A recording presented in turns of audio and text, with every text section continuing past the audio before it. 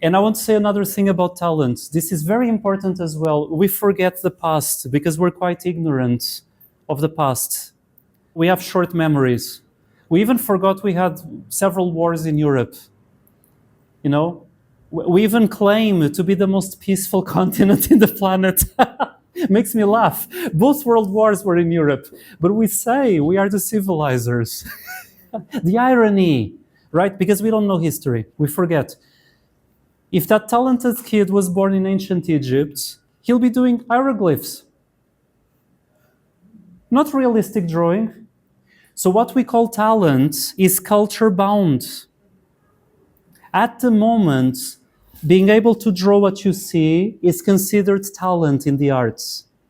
In ancient Egypt, would have been considered irrelevant. That's not how talent was assessed back then. Does this make sense to you?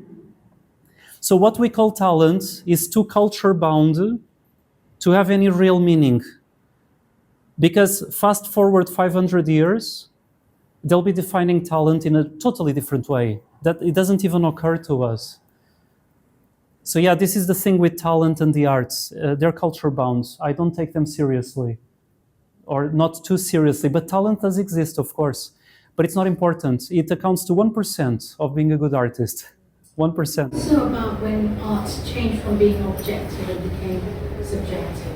So when you look at medieval art or traditional arts, it's based on the premise that creativity is innate. You are born a creator, and that's where you have all these indigenous cultures, ancient cultures.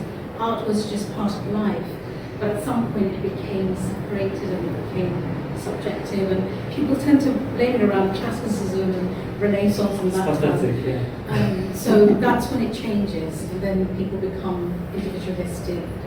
Mm-hmm. So it's the schism between objective art for the greater good and subjective art, which is personal expression. Yes, and one is not superior to the other, because the individualism of Renaissance produced a Michelangelo. Come on, we can't beat that, or a Bernini.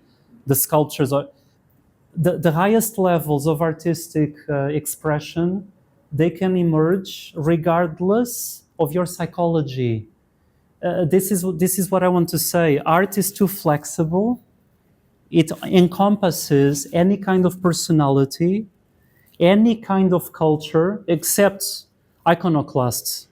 Of course, cultures that destroy images will not have great visual arts. But apart from that, if you're not actively, burning icons or bombing Buddhas or whatever, you will have great art regardless of your mindset, because art is an expression of the zeitgeist, of the historical moment.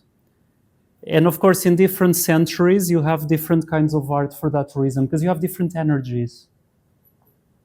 Does this make sense? Back to Bangladesh, their art, for example, is extremely political, which is something that I usually don't even take very seriously. But over there, I felt it really served the purpose.